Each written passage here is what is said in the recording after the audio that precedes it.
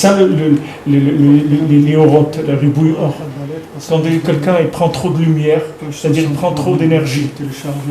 C'est-à-dire, attends, mais doucement.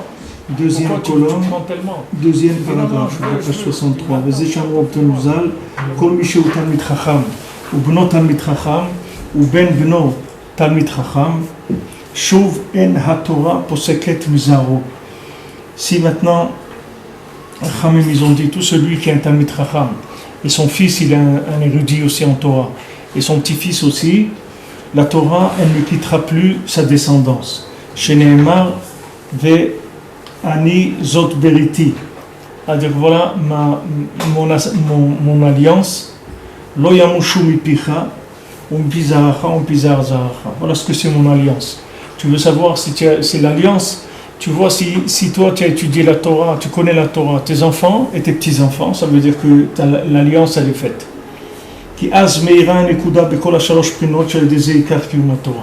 Que maintenant, pourquoi? Parce qu'on a eu trois facettes dans la transmission de la Torah. On a eu celle du tzaddik, celle du chaver et celle de le miné ou bé, de la hitbo des doutes.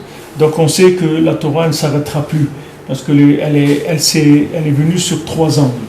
C'est-à-dire qu'il y a, comme on a vu les Avot, c'est-à-dire qu'il y a une prina des chassadim dans la Torah, d'Abraham Avinu, il y a une prina des gvurot comme Yitzhak, et il y a une prina de Yaakov qui est Tiferet, qui s'appelle Miné ou Bé.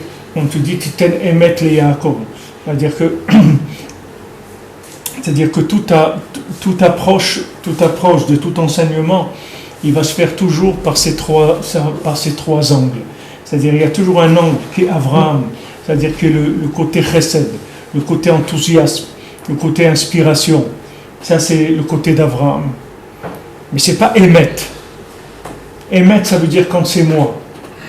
Titen Emet le Yaakov, c'est-à-dire quand ça devient équilibré, ça devient intégré chez toi, alors ça s'appelle Emet. Maintenant quand c'est Prinat Avraham, ça veut dire que tu es, comme on dit, tout feu, tout flamme. C'est-à-dire que c'est l'enthousiasme du départ. Tu as vu, tu es émerveillé, c'est formidable, etc. Allez, tu y vas, tu commences, laisse pousser les péotes, laisse pousser les trucs, laisse pousser les oreilles, tout. Tu laisses pousser, vas-y, les habillons, les trucs, les chapeaux, le shtraimel, on y va. Ok. Après, tu as Yitzhak. Yitzhak, c'est les tzimtzumim. Ça veut dire que tu te mets au travail, tu commences à travailler. Tu dis, ah non, maintenant, allez, on va se mettre à travailler, on attaque. Il faut travailler, on va étudier 12 heures, 14 heures par jour. Allez, on va se mettre au travail, on rentre, allez, on va apprendre trucs, ça, le Gemara, le Zohar, les trucs, allez, on travaille, ok. Et après, tu as Yaakov, c'est Emet. Yaakov, c'est ce qui va rester de tout ça. D'accord? J'ai donné un machal hier, quand je parlais avec Daniel. Tu prends par exemple deux personnes qui mangent le même plat. D'accord? Tu prends deux individus qui mangent le même plat exactement. Tu leur donnes le même repas. Tous les deux. Tu crois que les deux, il va rester dans leur corps la même chose? Pas du tout. Pourquoi? Parce que chacun, il est construit différemment. C'est-à-dire chacun, par exemple, il a un côté plus chaud ou plus froid. Alors son corps, il va les prendre automatiquement dans la nourriture ce qu'il a besoin. C'est-à-dire il y a des gens qui ont besoin de nourriture chaude. C'est-à-dire des gens qui sont de nature froide. Donc ils mangent du piquant, des trucs épicés, des alcoolisés, des trucs qui sont forts, parce qu'ils sont froids de nature. Et il y a des gens qui sont chauds de nature, alors eux, ils ont besoin des trucs qui refroidissent le moteur, pas des trucs qui réchauffent. Maintenant, quand quelqu'un il mange, dans le manger, il y a de tout. Il y a de tout, quand tu prends un repas, il y a de tout dedans. Maintenant, ton nefesh, il va prendre dans le manger automatiquement ce qu'il a besoin. Et tu verras que quand tu n'as pas besoin de quelque chose, tu verras dans ta vie, dans l'âge, tu vas voir que des choses que par exemple à l'âge de 20 ans, tu aimais beaucoup manger, tu vas voir qu'à l'âge de 50, tu ne peux plus les manger. C'est pas parce que tu peux plus que tu as mal au ventre, c'est que ça ne te dit plus rien. Pourquoi? Parce que ton nefesh, il te met un halt à ça, parce qu'il dit j'ai plus besoin de ça, je veux pas ça, je veux plus que tu me donnes de ça. Alors que quand tu avais 20 ans, tu avais besoin de ça. À 50, tu n'as plus besoin. Maintenant, ça, c'est dans la nourriture. Maintenant, la Torah, c'est exactement la même chose. C'est-à-dire que maintenant, ce que tu apprends du tzaddik, c'est le feu. C'est-à-dire, il y a tout dedans. Dans la Torah du tzaddik, c'est tout. Maintenant, tu ne peux pas prendre tout. Tu vas prendre ce que tu peux prendre. Ok. Maintenant, le chaver, aussi, tu vas avoir un bon chaver, tu vas voir quelqu'un, il arrive à faire des choses bien dans la Torah, il donne beaucoup la tzedaka, ou il se lève à Chatzot, il fait 6 heures d'Itbodedou, il fait des trucs bien, tu vois, il est bien et tout. Tu vas t'inspirer de lui et tout. Mais qu'est-ce qui est le plus important de ça? C'est Titet Emet le Yaakov. C'est quand toi tu rentres chez toi et tu fais la caisse, tu fais ton bilan à toi. C'est-à-dire ce que toi, tu vas prendre dans tout ça. C'est ça qui est important. C'est pour ça que tu dis Zot Beriti. C'est-à-dire tu veux savoir si tu as le Tikkun Abrit, c'est quand tu arrives à Yaakov. Parce que Yaakov c'est Mitato Shlema. Qu'est-ce que veut dire Mitato Shlema? Ça veut dire qu'il a pris dans la vérité, il a pris que ce qu'il avait besoin. C'est-à-dire pour lui, ce qui n'était pas à sa madriga, il a mis de côté. Tu comprends? Il n'a pas pris. Il n'a pas pris. Rabbeinu, il avait quelqu'un qui est venu, qui a dit, moi, quand je me lève à Chatzot, j'ai des maux de tête terribles, je suis malade. Alors Rabbeinu lui a dit, ton Chatzot à toi, il sera à 3 heures du matin. Et voilà. Et cet homme-là, c'était 3 heures pile. Les gens ils disaient, si tu voulais régler ta montre, tu pouvais le voir quand il sortait de chez lui, c'était 3 heures pile. Tous les soirs, il sortait de chez lui à 3 heures pile. Parce que le Rebbe lui a dit, toi, pourquoi? Parce qu'il était malade. Alors maintenant, quelqu'un qui est malade, tu vas lui dire la même chose que quelqu'un qui est en bonne santé. Tu peux pas lui donner le sadique. Sadique comme Rabbeinu. Rabbeinu, comme il souffrait des poumons, il a demandé aussi de pouvoir dormir sur le dos, et ça lui a été refusé. Il est obligé de dormir sur le côté. Mais une personne normale... Si quelqu'un il est malade, qu'est-ce que tu veux lui faire? Il y a des gens qui sont malades physiquement, et il y a des gens, qu'est-ce que c'est la maladie physique? C'est un déséquilibre du corps. C'est ça la maladie physique, c'est quand il y a un truc en trop, un truc en moins, qui ne fonctionne pas dans les 10 sphirotes, il y a un problème quelque part, ça donne des maladies physiques. Mais la maladie, avant qu'elle soit physique, elle est d'abord spirituelle. Il y a des gens spirituellement, ils sont rapidement en overdose dans les choses. Il y a des gens qui vont faire la prière, il faut qu'un quart d'heure après il soit sorti. Il n'y a pas de truc qu'il va prier 1 heure. D'avoir casé. Donc il arrive, Ishtabach, et après la Chazara, il s'en va, c'est tout. C'est comme ça tous les jours. Maintenant, après, il peut habiller ça dans des cibottes qui doivent aller travailler, ou emmener ses enfants à l'école, ou n'importe quoi. Mais lui, il ne peut pas supporter plus qu'un quart d'heure la tefila. Et il faut le laisser tranquille, il ne faut pas l'embêter. Parce que le gars, il a réglé sa pendule, il ne peut pas. Qu'est-ce que tu veux de lui? Il ne peut pas. Bon, Hachem, il met les tefilines, Hachem, il met son talit, il fait schéma, il fait la amida, qu'est-ce que tu veux de lui? Laisse-le tranquille, c'est tout. Lui, il peut faire un quart d'heure par jour, il ne peut pas faire plus. C'est ça son émet à lui. Maintenant, qu'est-ce que tu veux? Qu'il va commencer à singer, il va commencer à faire comme tout le monde, et au bout de 2 ans, lui que tu te trouves à la synagogue, tu vas le trouver à je ne sais pas où. C'est que nous, on doit apprendre à ne pas imposer aux autres. Nous, on ne doit pas imposer aux autres et on ne doit pas s'imposer à soi-même. On doit vérifier tout ce qui rentre chez nous. Est-ce que c'est émet? Est-ce que c'est émet? Pourquoi on ne doit pas s'imposer? On peut faire quand même des efforts sur nous. On peut faire des efforts, mais on ne peut pas se forcer. Entre faire des efforts et se forcer, ça n'a rien à voir. C'est-à-dire, faire un effort, ça veut dire que tu commences à te préparer à recevoir quelque chose. Se forcer, ça veut dire que jamais tu vas recevoir la chose, mais tu vas faire semblant toute ta vie de la faire, c'est tout. C'est ça, se forcer. Se forcer, ça veut dire, ok, tu me forces, c'est comme celui qui est en prison. Tu vas dire à quelqu'un qui est en prison, fais des efforts pour vivre en prison. Non, il se force à vivre en prison. Ouvre-lui la porte maintenant, il sort tout de suite. Tu comprends? Il ne va pas te dire non, je ne suis pas prêt à sortir, attends, je vais rester encore 4-5 ans pour être bien prêt à sortir. Et il sort tout de suite, parce qu'il est forcé de rester en prison. Mais quelqu'un qui fait un effort, ça veut dire que c'est quelqu'un qui va commencer à se construire par rapport au niveau où il est maintenant. C'est-à-dire que maintenant, si quelqu'un fait de l'haltérophilie, tu vas voir que tu commences à faire des efforts de lever des poids. Alors, tu vois le gars qui va te former, il va voir, ils ont des techniques pour voir combien tu peux lever toi maintenant. Et il va te dire, voilà, tu ajoutes 500 grammes par semaine. Tu me prends, c'est tout. Et après, 3 mois après, tu fais une bdika encore, voir où tu en es. Mais le gars qui vient, il va ajouter 3 kilos par semaine. Au bout de 3 mois, il laisse ses épaules se cassent. Tout son système, il se casse. C'est-à-dire que forcer, ça veut dire que maintenant, dès que tu parles de forcer, ça veut dire que tu sors, tu te décales par rapport à l'endroit où tu te trouves. L'effort, ça veut dire que je reste là où je suis et je commence à me construire. Mais là où je suis, c'est-à-dire je connais ma place, je suis à ma place, je ne bouge pas de ma place. Se forcer, ça veut dire que tu joues un jeu. Mais quand tu joues un jeu, sache que tôt ou tard, tu reviens à ta place. Mais tu viens à ta place comme elle était au départ, pas comme tu es maintenant. C'est-à-dire si le gars, il a fait le clown pendant 40 ans, eh bien 40 ans après, il revient à 40 ans avant. Il se remet là où il était, parce qu'il n'est jamais parti de là-bas. Il a fait semblant, c'est tout. On dire non, tout le lien de la spiritualité, c'est ça. Tout le lien de la Torah, c'est ça. C'est-à-dire que c'est de prendre, si tu veux, il y a un souffle dans quelque chose. C'est-à-dire tout le lien, on dit on dit que il y a Chokhma, Bina et Da'at, d'accord. Mais Chokhma, c'est écrit, Rachid dit, c'est ce que tu apprends des autres. Bina, c'est ce que toi tu as déduit de ce que tu as appris des autres. Et Da'at, il dit Rachid, c'est Ruach HaKodesh. Qu'est-ce que ça veut dire Ruach HaKodesh? Rabbeinu dit, le Ruach HaKodesh du Tzaddik, c'est ça qui fait le Birur Hamdameh. C'est-à-dire que le tri dans l'imagination, il est fait par le souffle du tzaddik. Qu'est-ce que c'est le tri dans l'imagination? Ça veut dire que maintenant, on va te montrer des choses. Dans ces choses-là, il y a des choses qui sont vraies et il y a des choses qui sont fausses. Comme un rêve.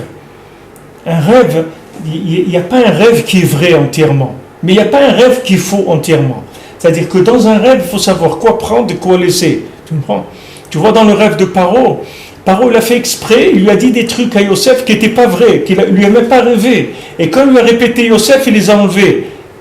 Tout ce que lui, il avait rajouté, Paro, il lui a enlevé automatiquement. Parce que Yosef, il avait Birur Hamdameh. Pourquoi? Tikkun Abrit.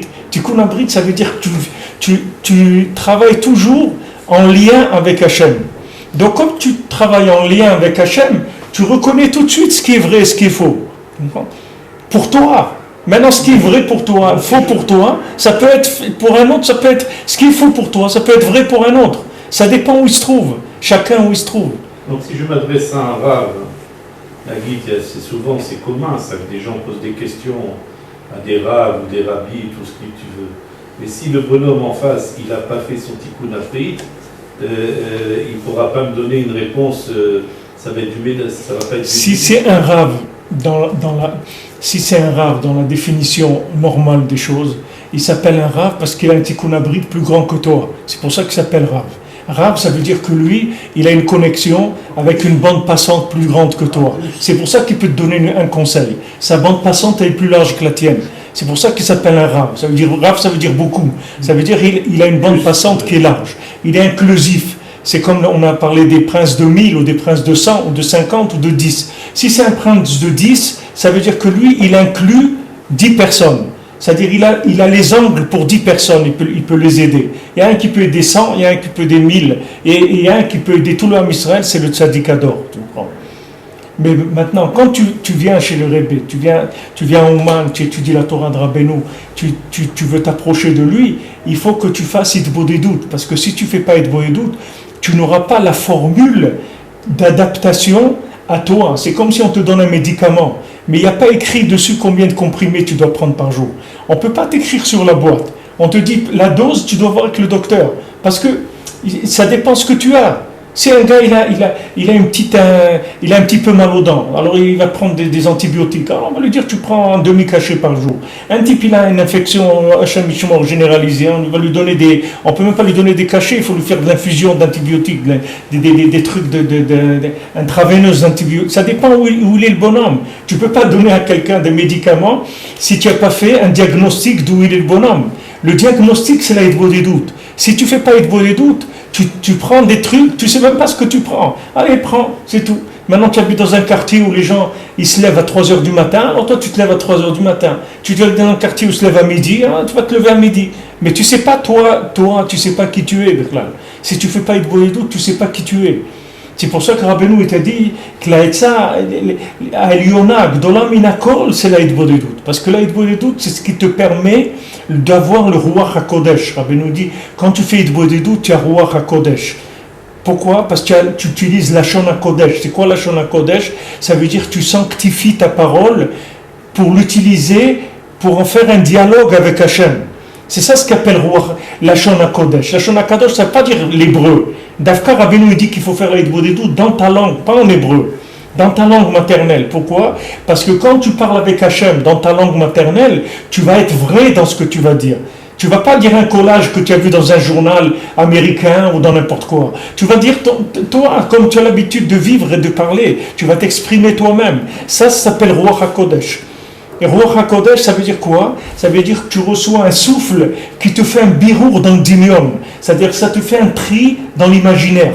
Pour que tu saches que dans le monde, ça ne t'intéresse pas à toi. Pour toi, c'est rien. Pour toi, c'est rien, c'est tout. Cette chose-là, pour toi, elle ne te concerne pas. Et une autre chose, tu vas être intéressé. Et tu vas voir quelqu'un d'autre, c'est le contraire. Ce que toi, tu as laissé, lui, il va le prendre. Et ce que toi, tu as pris, il va le laisser. Chacun là où il se trouve. Si tu as Hitbodedut, tu es tranquille parce que tu as Ruach HaKodesh. Ça veut dire, Ruach HaKodesh, ça ne veut pas dire que tu vas commencer à voir des papillons quand tu dors. C'est pas ça le Ruach HaKodesh.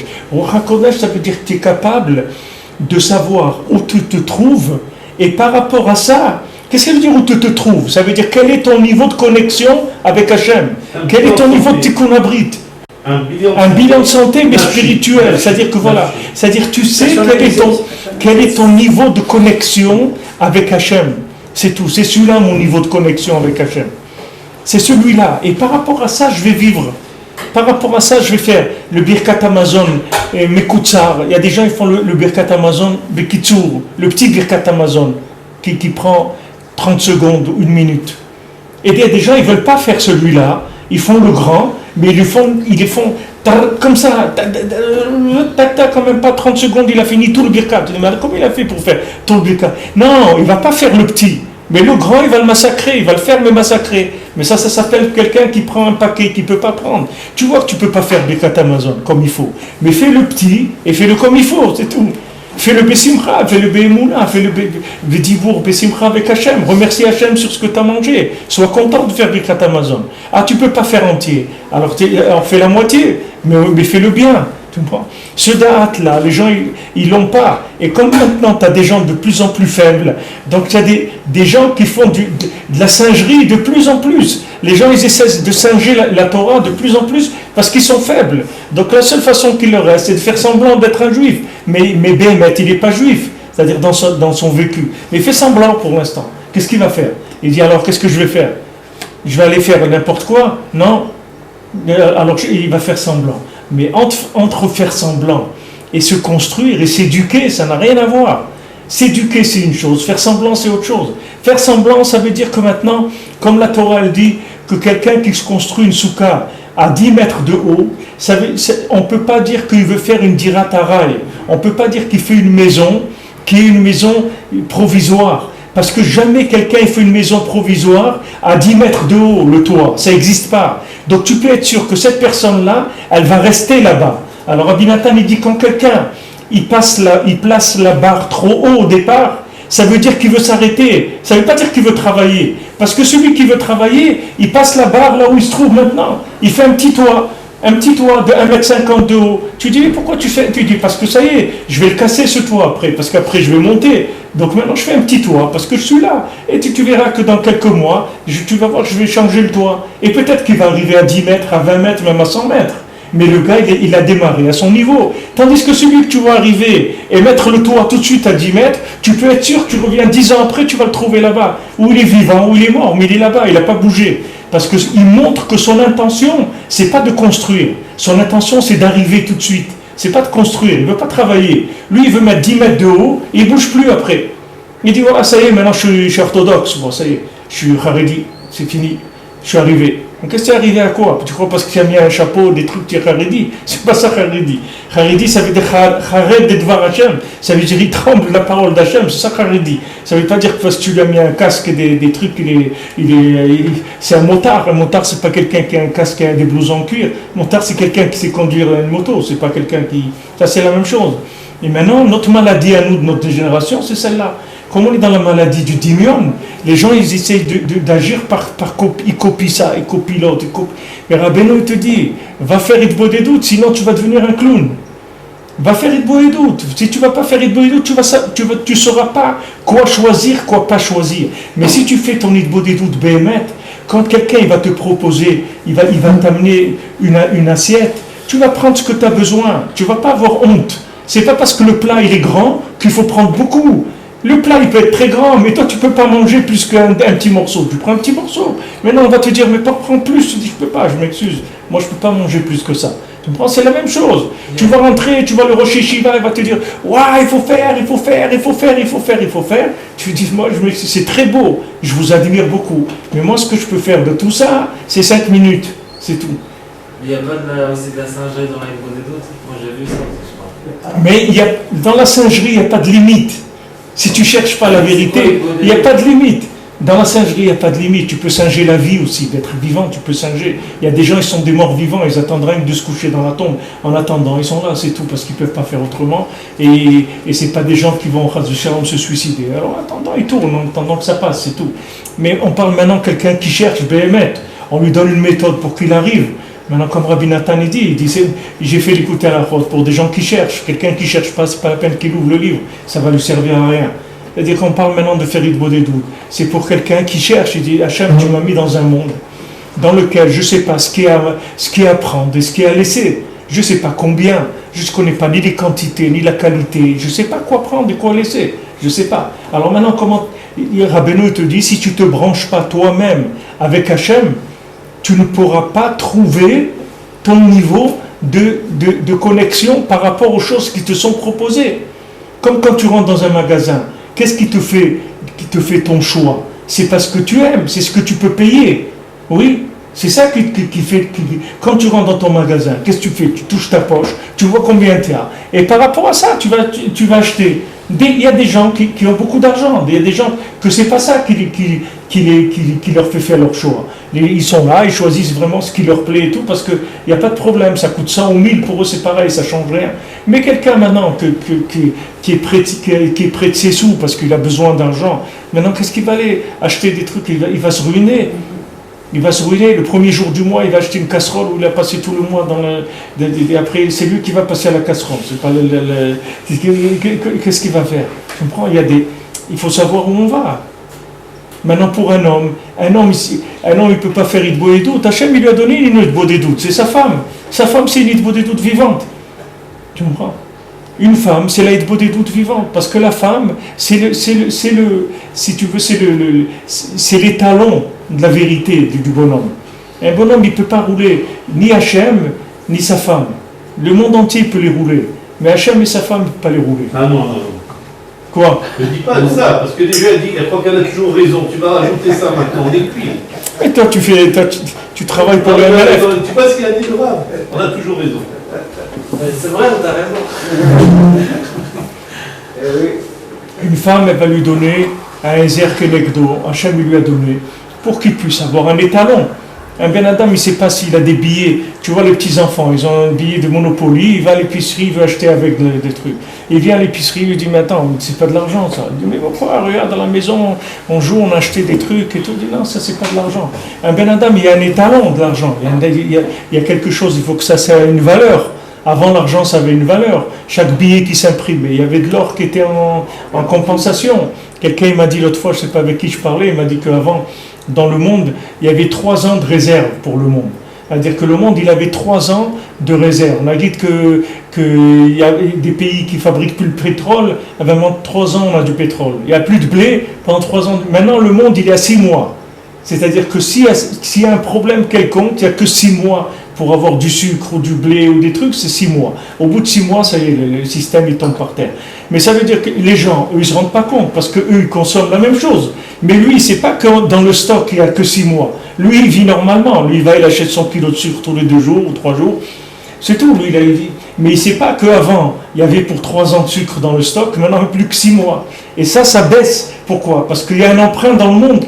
Les gens, ils consomment plus que ce qu'ils produisent. Donc ils ne se rendent pas compte qu'ils sont en train de se ruiner eux-mêmes. Comme le Ben Adam qui, tous les mois, il ajoute un peu de découvert sur le compte en banque. Encore 500, 1000. À la fin, au bout de 3 ou 4 ans, il est endetté de 100 000, 200 000. Pourquoi? Parce qu'il consomme plus que ce qu'il gagne. Maintenant, le monde entier, il est comme ça. Pourquoi? Parce qu'il n'y a pas d'étalon de vérité. Les gens, ils ne sont pas dans la vérité. Yaakov, il voit Abraham, il voit Yitzhak, et il prend de ces deux-là, Il prend Yaakov. C'est tout, parce que Yaakov, c'est Yaakov. C'est pas ni Abraham, ni Yitzhak. C'est Yaakov. Et Yaakov, c'est Emet. Emet, ça veut dire que voilà, ce que je vais faire, je vais le faire Be'emet, c'est tout. Voilà ce que je suis Be'emet aujourd'hui. Maintenant, tu peux venir dans 6 mois, peut-être je vais devenir quelqu'un d'autre complètement. Mais aujourd'hui, mon point de départ, c'est celui-là. Je ne peux pas faire autrement.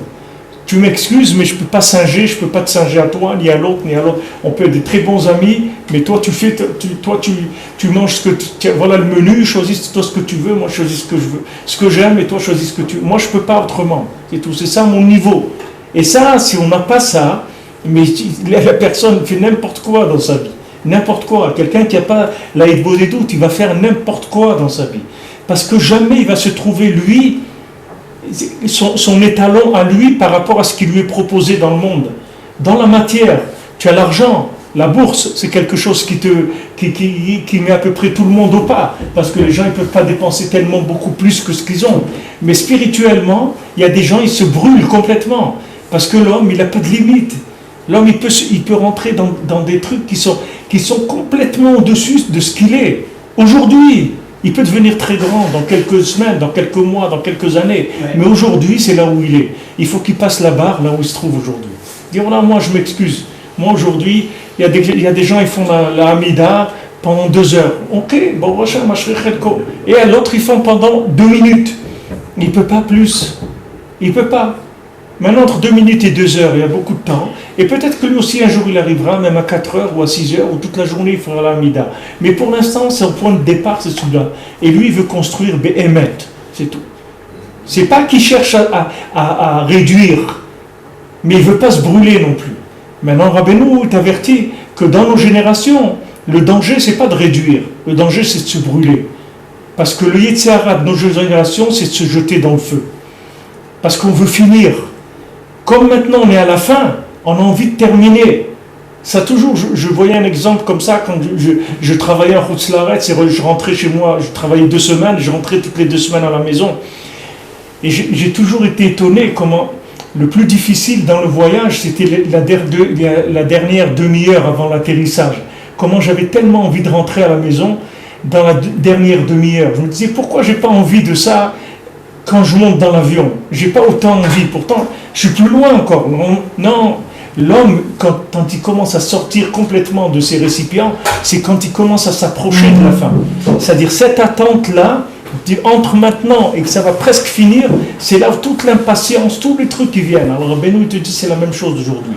Rabbeinu te dit, comme maintenant on est très proche de la Géoula, et que l'homme Israël, il en a plus que marre de ce monde-là, que l'homme Israël, il a passé déjà tout ce qu'il a passé depuis les 5774 ans dans ce monde, l'homme Israël, il en a marre de toute cette histoire-là. Donc les gens, ils sont prêts à se précipiter, parce que ça y est, c'est la fin. Donc Rabbeinu dit, ils vont prendre n'importe quoi. Parce qu'ils sont à la fin, ils vont prendre n'importe quoi. Ils disent, allez, on finit, vite, donne-moi ça. Qu'est-ce qu'il faut faire? Il faut faire ça. Il faut toute la journée. Ok, allez, je vais aller à la forêt, je vais toute la journée. Je vais faire ça.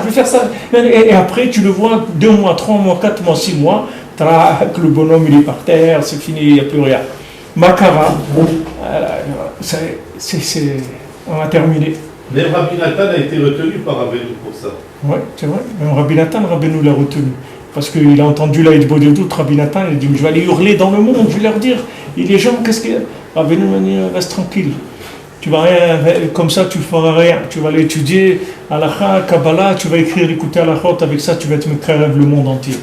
Les gens, ils n'arrivent pas à comprendre qu'un petit peu, c'est bien.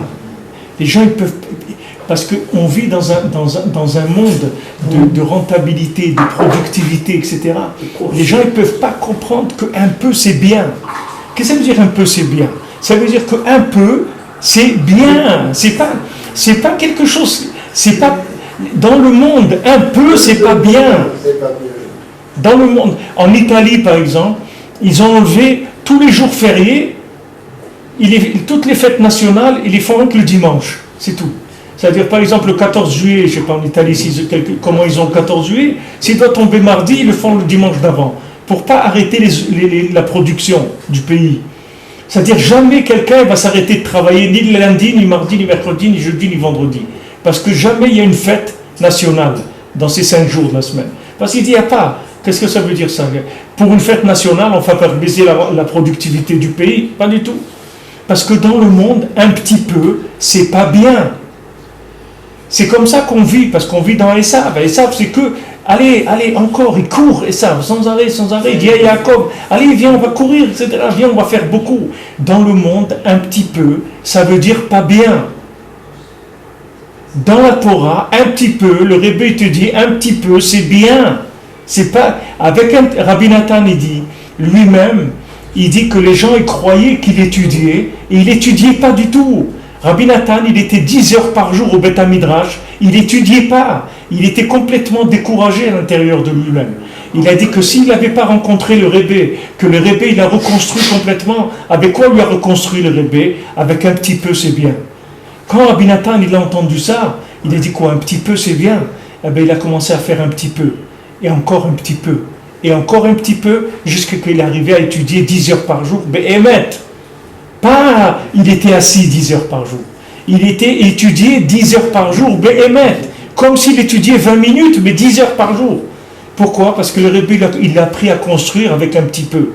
Encore un petit peu, et encore un petit peu, c'est tout. C'est le rocher que le papa et le père a demandé à son fils de monter en haut de la montagne. Il a demandé de monter un rocher à son fils en haut de la montagne. De monter un rocher à l'étage supérieur, oui. Et il n'a pas pu, il lui a dit qu'il fallait le casser, de monter petit. Il dit, je t'ai pas dit de le monter entier. Tu le casses en morceaux, tu montes des petits morceaux. Ce da'at-là, c'est ça le da'at de la Géoula.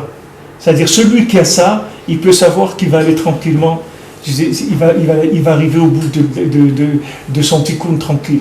Celui qui sait faire ça, cet état de Rabbeinu, il est garanti qu'il arrivera à la fin de sa vie à ce qu'il dit ici, qu'il va donner la Torah à ses enfants, ses petits-enfants, et après il se couche tranquille, il a terminé. C'est-à-dire que la Torah, elle ne s'arrêtera jamais. Il te dit, Vezod Beriti, il te dit, Hachem, voilà mon alliance. Tu veux savoir si tu as eu l'alliance, regarde ton petit-fils, s'il a ton message. Si ton message il est arrivé chez ton petit-fils, ça veut dire que c'est bon. Ça veut dire que tu as compris. Et si ton message il n'est pas arrivé chez ton petit-fils, ça veut dire que tu n'as pas compris. Ça veut dire que tu n'as pas compris assez en tout pour que ça descende jusqu'à ton petit-fils. Si ça rentre, parce que ton petit-fils, c'est ton idbo des doutes à toi, si tu veux. Toi, tu t'appelles le Rav par rapport à ton petit-fils. Ton fils, il s'appelle le Chaver, et ton petit-fils, il s'appelle ton idbo des doutes. C'est-à-dire que ce qu'il y a de plus personnel, de plus intime en toi, c'est ton petit-fils qui va le vivre. Même pas ton fils, mais c'est ton petit-fils qui va le vivre. C'est ça qui te dit Rabbi Nathan. Maintenant, en toi, par rapport au tzaddik, tu représentes le petit-fils par rapport au tzaddik. C'est-à-dire, le tzaddik, pour toi, c'est le grand-père, c'est le zaken. C'est-à-dire, tu vas apprendre de lui, tu vas être en admiration devant lui, mais sache que tu n'as rien à voir avec lui, Birlal. Rien dans la réalité de ta vie. Tu n'as rien à voir avec ce qu'il est, lui. Tu vas écouter ses enseignements, et tu vas chercher à les adapter à tes capacités à toi. Tu vas essayer d'adapter l'enseignement du tzaddik à tes capacités. Tu vas aller faire Idbo des doutes. Tu vas voir où tu en es. Tu vas voir quelle est ta madrega. Et par rapport à ce que tu en es et tes récipients, tu vas prendre la Torah du tzaddik et tu vas l'adapter avec tes récipients. Et tu vas faire dans la Torah du tzaddik ce que toi tu peux faire. Et tu vas commencer à te construire. Et quelqu'un qui va doucement, ça veut dire que c'est quelqu'un qui est sincère. C'est quelqu'un qui veut travailler, béhémet, et qui veut se construire. Quelqu'un qui va vite, ça veut dire que c'est quelqu'un qui ne veut pas travailler, il veut arriver sans payer, et il va se détruire. Quelqu'un qui va vite, ça veut dire qu'il ne veut pas travailler. Lui, il va arriver, c'est tout. Ce qui l'intéresse, c'est le résultat. Ce n'est pas le travail. Mais Rabbeinu, il a dit tout, l'union, c'est le travail. Le résultat, c'est rien du tout. Il vaut mieux un travail sans résultat qu'un résultat sans travail. Yagata ou matzata, ta'amin. Lo yagata ou matzata, al ta'amin.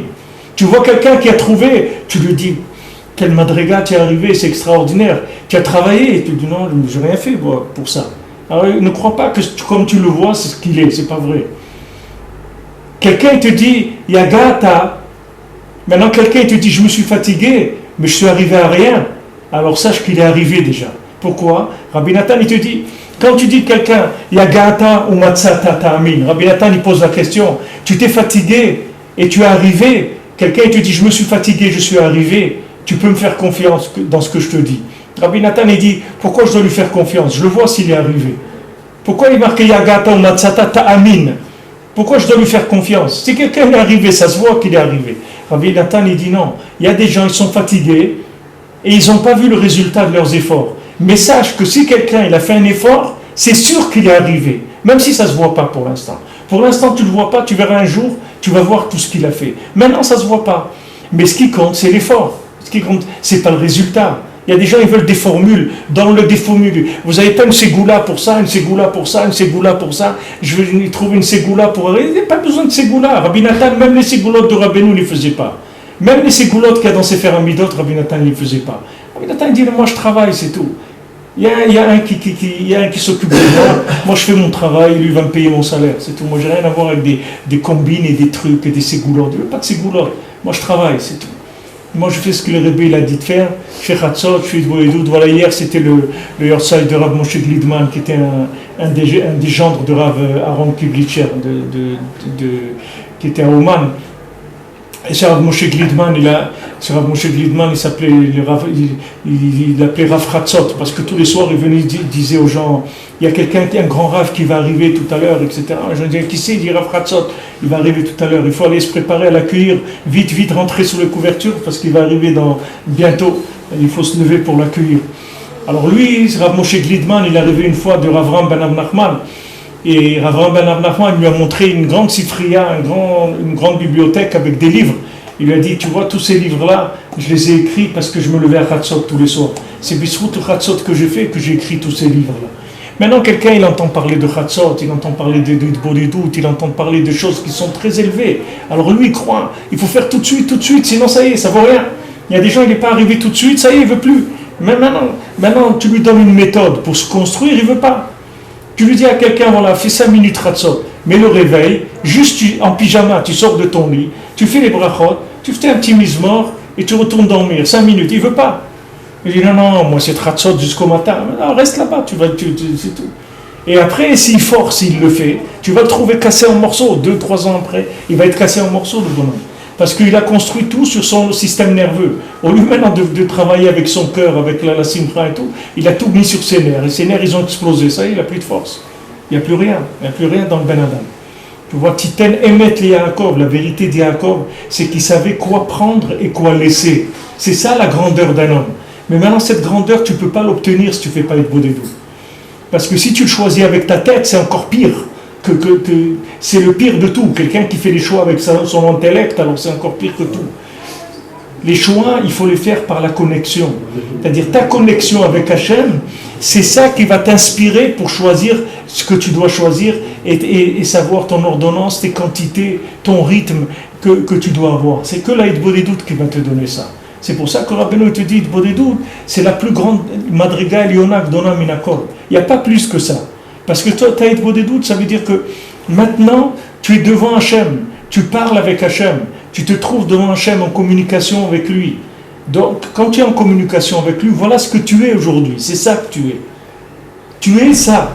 Maintenant, le reste qui est autour de toi, c'est bien, c'est des propositions, c'est des magasins, c'est des centres commerciaux, de la Torah, tout ce que tu veux. Celui-là, il dit, il faut faire ça, l'autre dit, il faut faire... Ok, tous ils disent des choses qu'il faut faire. Mais voilà, moi, ce que je peux faire aujourd'hui, c'est ça. Et ce que je peux faire, c'est ça, ce que je vais faire, c'est tout. Et Hachem, Bezrat Hachem, m'aidera, je pourrais faire plus après. Mais maintenant, c'est ça que je peux faire. Je ne peux pas faire plus. Si je fais plus que ça, ça y est, je vais me détruire. Alors, si on n'a pas ces 3 nikudotes là, c'est-à-dire le nikuda du tzaddik, le nikuda du chaver, on peut pas, et la nikuda d'Hitbodédout, on ne peut pas arriver à construire le judaïsme. On a besoin de la nikuda d'Avraham, parce qu'on a besoin d'être inspiré. On a besoin d'être un idéaliste, de voir des choses, d'être inspiré, de voir des choses qui nous transforment, etc. On a besoin de ça. On a besoin du côté du Yitzhak, c'est-à-dire du travail, que du travail, sans aucune inspiration, sans rien, que le côté de travail. Mais on a besoin surtout de tout, c'est de la vérité d'Yaakov. C'est-à-dire, bien que j'ai l'inspiration du tzaddik, et bien que j'ai le côté du travail qui me vient par le chaver, parce que le chaver, c'est un exemple d'application pour moi. C'est-à-dire, quand je vois un chaver, je vois le résultat de quelqu'un qui a travaillé, voilà à quoi il est arrivé. Ça, c'est un chaver. Parce que le tzaddik, tu ne peux rien voir, il est complètement au-dessus de toi. Tu ne peux pas voir ce qu'il a fait, ce qu'il n'a pas fait, ça n'a pas de rapport avec toi. Mais le chaver, c'est un rapport avec toi, parce que c'est un chaver, c'est un ami. Donc tu vas voir que voilà, quelqu'un qui a travaillé, il est arrivé à ça, tu vas voir son niveau d'application. Mais maintenant, Torato Yege Yom Balayla. C'est-à-dire que maintenant, dans sa Torah, lui, c'est là qu'il doit étudier jour et nuit. Tu comprends? C'est-à-dire que maintenant, lui maintenant, qu'est-ce qu'il cherche, lui? Torah Hashem Chefzo. C'est-à-dire que maintenant, ce qu'il cherche, c'est la Torah d'Hachem. C'est pas maintenant qu'est-ce qu'il est en train de chercher, c'est pas son niveau à lui. Lui, il cherche Torah Hashem, c'est-à-dire il cherche le plus grand niveau. Torah Hashem Chefzo, c'est-à-dire il veut la Torah d'Hachem, le plus grand niveau. Torato, mais sa Torah à lui. Jour et nuit, il va étudier sa Torah à lui, c'est-à-dire il va prendre la Torah d'Hachem et il va l'adapter à ce qu'il est aujourd'hui. Et avec ça, il va monter jusqu'à qu'il arrive à Torah Hashem. Mais si maintenant il commence avec il dit Torah Hashem, c'est Torato, ça veut dire que il va te dire Lo Yagata ou Matsata, tu peux lui dire tout de suite, tu es un menteur. Tu n'as pas besoin d'aller plus loin. Tout de suite, tu lui dis, tu es un menteur. C'est pas vrai. C'est pas vrai. Quelqu'un m'a dit, un rav, il m'a demandé, on parlait, il m'a dit, voilà, dans ma communauté, il y a quelqu'un qui vient de faire tchouba il y a 3 mois, et maintenant il va se marier, il veut mettre les shtraimel, les habits et tout dans la roupa. Le rav, il lui a dit, si tu mets les shtraimel et ça, je ne viens pas au mariage. Il lui a dit, comment? Il a dit non, parce que si 3 mois après que tu as tchouva, tu mets les shtraimel et les trucs, ça veut dire 3 mois après, tu vas les enlever aussi. Donc maintenant, si tu veux l'acheter, achète-le, tu le mets chez toi, et dans quelques années, je te dirai quand est-ce que tu pourras le mettre. Mais sinon, je ne viens pas. Parce que quoi, c'est un cirque qu'on est en train de faire. C'est quoi? Tu crois que shtraimel, en 3 mois, quelqu'un peut mettre un shtraimel, des trucs et tout? C'est pas en 3 mois, un Ben Adam ne peut pas arriver à des niveaux comme ça. Mais doucement, tu vas doucement. Reste qui tu es, ce que tu es, et commence à construire et à travailler. Et chaque chose, paye-la surtout. Paye-la. N'utilise pas des crédits. Paye, chaque chose que tu prends, paye-la, c'est tout. Tu travailles, tu payes, c'est tout. Voilà, cette chose-là, je l'ai payée. Comment je l'ai payée? J'ai fait la bracha. Je mange un fruit, je fais la bracha, sinon je ne le mange pas. C'est tout. Si je ne fais pas de bracha, je ne mange pas. C'est tout. D'abord, je fais la bracha, après je mange. C'est-à-dire, chaque chose que je vais prendre dans la Avodat Hashem, je vais le payer d'abord. Sinon, je ne le prends pas. Je n'ai pas prié, je ne le fais pas. C'est tout. Je ne le fais pas. Je n'ai pas prié, je ne le fais pas. J'attends. Je me prépare, je travaille, etc. Et après, je rentre tranquillement. Maintenant, je ne suis pas arrivé à un grand niveau. Alors, Lévi Yitzhak, il dit, quand quelqu'un il monte en haut, il dit, en haut s'appelle Olam HaEmet. C'est-à-dire qu'on va prendre le Emet de Yaakov. Tout ce que tu as fait comme singerie et tout, là-bas, ça ne passe pas. Là-bas, il n'y a pas de costume. Tu rentres, tu as la peau sur les os, c'est tout, il n'y a rien. Tous les costumes que tu as pu mettre dans ta vie, il n'y a rien. Quand la femme de Potiphar, elle a attrapé Yosef par son vêtement, il lui a dit, garde le vêtement, moi j'ai pas besoin de vêtements. Moi, comme tu vois, la peau sur les os, je peux monter directement chez Hachem. Parce que moi j'ai tikkun abrit. C'est-à-dire tout ce qu'il y a chez moi, c'est connecté. Moi j'ai jamais rien fait dans ma vie qui n'est pas connecté. Donc, tu peux y aller, prends les vêtements. Ne crois pas que mes vêtements, c'est eux qui me font. C'est pas mes vêtements qui font que je suis ce que je suis. Moi, je suis Yosef Hatzadik, c'est tout. Sans vêtements, ça ne change rien. Parce que je suis connecté à Hachem, Bishlemout. Je n'ai pas ce problème-là, des vêtements. Alors, quelqu'un, il arrive dans l'Olam HaEmet, on lui dit, oui, monsieur, que je vous ai amené ici, et voilà, j'ai ça et ça. Il dit, mais ça, c'est pas à vous, tout ça. Tout ça, c'est pas à vous. Vous avez emprunté il y a des endroits où tu peux aller louer des vêtements. Tu peux aller louer un vêtement pour une semaine. Tu prends des vêtements de roi ou des trucs en or. Et les mains, c'est pas à toi. Tu les as loués. Ok. Tu avais besoin de les louer parce que tu devais. Ok. Mais sache que c'est de la location. Il y a un moment, il faut que tu le rendes le vêtement. C'est pas à toi le vêtement. Ah, tu es venu, tu l'as payé. Ça, c'est autre chose. Il est à toi. Bon. Maintenant, qu'est-ce que tu as acquis? Qu'est-ce que tu as été? Ça s'appelle Sechel HaNikne. Qu'est-ce que tu as acquis, Behemet? Qu'est-ce qui est à toi, Behemet? Zaken, Zekana Chochma. Tu es arrivé, comme il dit Rav Natan, tu es arrivé à transmettre à ton petit-fils. Ça veut dire Zekana Chochma, c'est tout. Zod Beriti, voilà l'alliance, c'est celle-là. L'alliance, tu vas la trouver chez ton petit-fils. Tu es arrivé à avoir un petit-fils qui est comme toi, c'est-à-dire comme ce que tu avais à l'intérieur, ça veut dire que c'est bon. Ça veut dire que c'est un tikkun abrit. Maintenant, toi, tu es Rosh Yeshiva, ton petit-fils, c'est un champion de baseball. Voilà ce qu'il y a eu. C'est ça le travail, voilà ce qu'il y a eu. C'est-à-dire qu'il n'y a pas eu de possibilité de transmettre, parce qu'il n'y a pas de tikkun abrit. Ça veut dire qu'il n'y avait pas de émet dans la avoda. C'était pas amiti. Donc ce n'est pas amiti, ça n'a pas duré. Ça aurait été vrai, ça aurait duré sur 3 générations. Ça n'a pas duré, ça veut dire que la chose, elle n'était pas vraie. C'est pour ça que Rabbeinu, il a dit, moi c'est la force tranquille. Pourquoi? Parce que Rabbeinu, il est sûr de son affaire. Rabbeinu, il est sûr, comme Yosef Hatzadik, il n'a pas de problème, il va en Égypte, il habite en Égypte, et il attend tranquillement, tout le monde va venir. Rabbeinu, il est à Ouman, en Ukraine, tout le monde va venir. Tout le monde va venir là-bas. Tu verras, une année 5 000, une année 10 000, une année 50 000, après 100 000, après 2 millions, après... Tout le monde va venir. Pourquoi? Parce que c'est quelque chose qui va traverser le temps. Il y a pas de... c'est pas quelque chose qui va se faire attraper par le temps. C'est lui qui attrape le temps, c'est pas le temps qui va l'attraper. Parce qu'il n'y a aucune de toutes les propositions imaginaires que le temps il va fabriquer qui va pouvoir lutter contre cette vérité-là. C'est une vérité qui va traverser le temps. Mais il faut aller doucement. Rabbeinu l'a dit, justement, parce que c'est une très grande vérité, il faut aller doucement. Justement parce que c'est très grand, va doucement.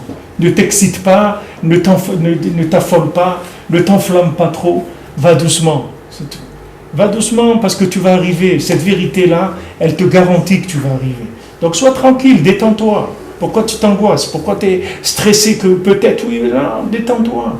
Détends-toi. Rabbeinu il a dit, voilà, c'est les kélim de Mashiach. Détends-toi. Sois tranquille. Mashiach, il va venir, il va parler, tu vas comprendre ce qu'il dit. Parce que tous ces enseignements, c'est ça qui va enseigner le Mashiach. Qu'est-ce qu'il va enseigner? Il va enseigner la Torah de Rabbi Nachman, c'est ça qui va enseigner le Mashiach. Donc toi, Baruch Hashem, tu connais déjà un petit peu. Tu fréquentes un peu ces enseignements. Tu essayes de faire un petit peu ce qu'il te dit de faire. Et le reste, soit détendu. Le reste, il faut rigoler. Il faut pas trop se prendre au sérieux non plus. Parce que sinon, après, on s'angoisse. Les gens, ils s'angoissent. Ils veulent de la rentabilité. De la rentabilité de quoi? C'est du émettre qu'il faut. C'est pas de la rentabilité. La rentabilité du monde, c'est de la vérité qu'il faut. Il faut faire les choses béhémet, c'est tout. Ce que tu peux, fais-le, mais fais-le vraiment. Et quand tu fais vraiment, tu vas construire et construire et construire. C'est tout. Si tu construis pas, si tu fais pas béhémet, tu construis rien du tout. Tu as placé le plafond tellement haut que jamais tu vas arriver là-bas. Alors tu fais semblant d'être arrivé. Combien d'années tu vas pouvoir faire semblant? Combien de gens, tu les vois, ils craquent au milieu de la route. Ils ont craqué. Ils ont mis une carrosserie de Lamborghini et dedans ils étaient trop catapédalés ils n'avaient pas de moteur dedans. Et à un moment ils se sont fatigués, c'est tout. Ils arrivent dans une côte, ils ont calé, c'est tout. Ils n'avaient pas de moteur. Alors un autre il était en mobilette, mais il a monté la côte. Tu comprends? Et ceux-là, ils avaient une carrosserie qui avait l'air une carrosserie d'une voiture qui roule à 400 à l'heure, mais les massés, c'était dedans, c'était un pédalo, c'est tout, c'était pas une vraie voiture. Et qui compte, c'est le émet, c'est tout. Il te dit, voilà, ici, c'est ça qui est ma Torah. Tu veux qu'il te reste la Torah, c'est comme ça. Je vous l'ai dit, je vous dirai encore quand je travaillais, Rabbi Yitzhak m'a dit d'aller travailler, et maman, j'étais malheureux d'aller travailler. Rabbi Yitzhak m'a dit, quand tu travailles, c'est plus que tu étudies la Torah. Quand tu travailles, c'est plus que ton étude de la Torah. Parce que ton travail, il s'appelle Kiyum Torah. C'est-à-dire, quand tu vas travailler, tu vas installer la Torah dans ta vie. Quand tu vas aller au travail, même si tu travailles 8 heures par jour, tu vas installer la Torah dans ta vie, parce que tu vas construire des émettes. Mais si tu prends la Torah comme une aventure, comme un hippie ou n'importe quoi, ça ne va pas rester ta Torah, elle va partir. Elle va partir. Mais si tu construis, tu vas travailler 8 heures par jour, tu prends une famille, tu nourris ta femme, tes enfants, tu payes ton loyer, tu payes tes trucs, ça veut dire que tu es en train de construire ta vie dans la Torah. Et ça, c'est lui qui me l'a dit, c'est pas moi qui vous le dis, c'est plus, il m'a dit, ton travail, il est plus que ta Torah. Parce que ton travail s'appelle le maintien, la base de ta Torah. La base de ta Torah, c'est ton travail. Parce que quelqu'un qui va travailler 8 heures par jour, ça ne veut pas dire qu'il ne veut pas s'amuser du tout. Il ne cherche pas à s'amuser. Celui qui cherche à s'amuser, il va aller dans les forêts, il va commencer à chanter et faire ce qu'il a envie de faire. Et après, au bout de quelques mois, tu vas le trouver, il ne va plus être dans les forêts, il va être en train de vendre ce qu'il est en train de vendre là-bas ou faire n'importe quoi. Et au début, il était dans les forêts, après il a fini je ne sais pas où il a fini, tu comprends. C'est pas une aventure, c'est une véritable construction. La véritable construction, elle commence par Shechet Yemei Achol, par Shishem Sidre Mishnah. C'est ces éléments de Birurim. C'est Birurim, Tov Vera. Kacher Taor, Tamé Taor, Kacher Pasour, la sour moutar. C'est la halakha, c'est ça. Le travail, c'est la halakha, c'est 39 melachot. Tu es toute la journée en train de faire des birourim. Mais tu montres que tu es prêt à travailler. Quelqu'un il dit non, moi je veux toute la Torah sur un pied. On ne peut pas. Pose les deux pieds d'abord par terre, après on va parler. Mais sur un pied, on ne peut pas. Tu ne vas pas y arriver. C'est Torah des anges, un pied. C'est pas la Torah des hommes. Les hommes, ils vont avec deux pieds, droite, gauche, pas un seul. C'est pour ça qu'on doit faire devancer son fils à son petit-fils. Et maintenant son petit-fils avant le fils de son ami. Parce que sa nekuda à lui, son point à lui, doit l'éclairer dans ses enfants. Parce que ses enfants, ils sont plus proches de lui. Et toute la nekuda de ses enfants, elle provient de lui. Parce que tout ce qu'il y a de bien dans un juif, c'est parce que c'est un juif, c'est parce qu'il est un descendant du Ham Israël.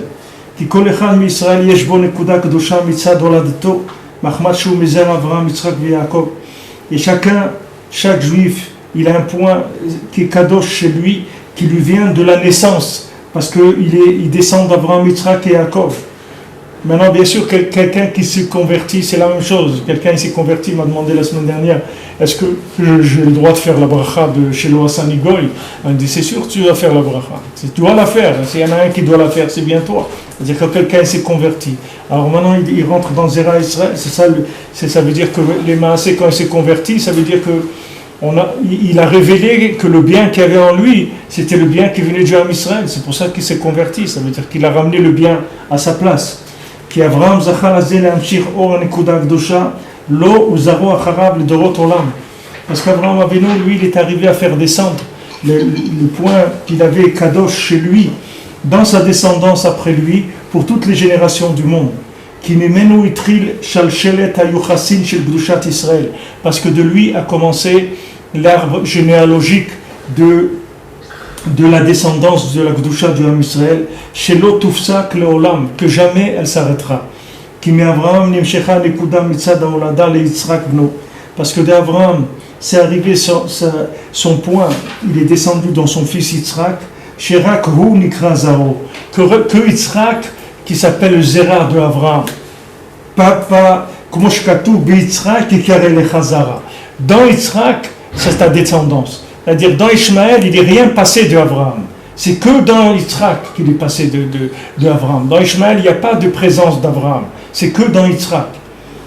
Yitzhak et Yaakov, et la même chose de Yitzhak et Yaakov. Dans Esav, il n'y a pas de Yitzhak. C'est que dans Yaakov qu'il y a Yitzhak. Yaakov aya mitato shlema umenu nimshecha nekuda bishlemut lishnem asar shifteka. Maintenant, dans Yaakov, il y a eu la nekuda qui était parfaite. Et de lui, c'est arrivé de façon parfaite dans les 12 tribus. Et comme ça, dans chaque génération, pour toujours.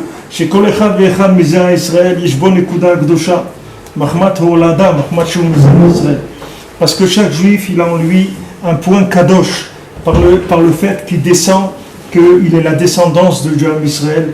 Bizera Avraham, Yitzhak et Yaakov, qui descend de Avraham, Yitzhak et Yaakov. Qui ka nekuda et prinat brit. Parce que toute la Nekuda, c'est le principe de l'alliance. Prinat Tzadik Yesod Olam, qui est le principe du Tzadik Yesod Olam, Moshkatuv Sham Batora. Tzadik Yesod Olam, c'est lui le Brit du monde. C'est-à-dire Tzadik Yesod Olam, pourquoi il s'appelle Tzadik Yesod Olam?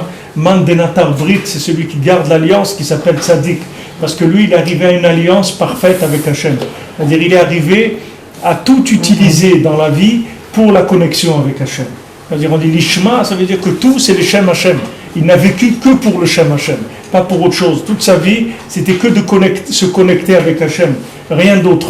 Il n'a cherché que de la connexion avec Hachem dans sa vie. Tout ce qu'il a mangé, tout ce qu'il a utilisé, tout ce qu'il a respiré, tout ce qu'il a pensé, c'était que de la connexion avec Hachem. C'est pour ça qu'il s'appelle Tzadik Yesod Olam. Et donc, demain, Bezrat Hachem, on continuera ce passage.